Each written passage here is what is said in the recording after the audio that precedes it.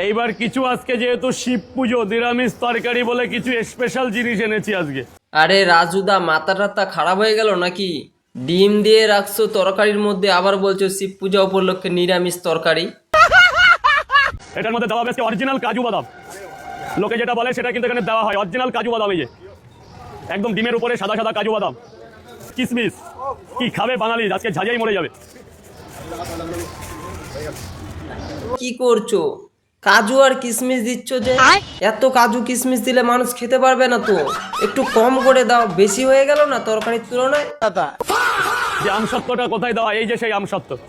এটা কিন্তু আমরা দিয়ে থাকি মশলা তৈরি হওয়ার সময়, না হলে মশলাটা আঠা ভাব আসে না, মশলাটা আঠালে ভাব আসে না। শিব পূজা উপলক্ষে যখন তুমি ঘুগনি দিয়ে, তরকারি দিয়ে, ডিম দিয়ে, কাজু দিয়ে, কিশমিশ দিয়ে তরকারি রান্না করছো, তা আমি বলছি কি সব কিছু মিক্সিতে দিয়ে দাও, খিচুড়ি হয়ে যাবে। সেই খিচুড়িটা হবে নিরামিষ ভেজ খিচুড়ি। আর হ্যাঁ, ডিমের পরিমাণটা একটু বেশি দিবে, ঠিক আছে? তাহলে ভেজ হবে কিন্তু।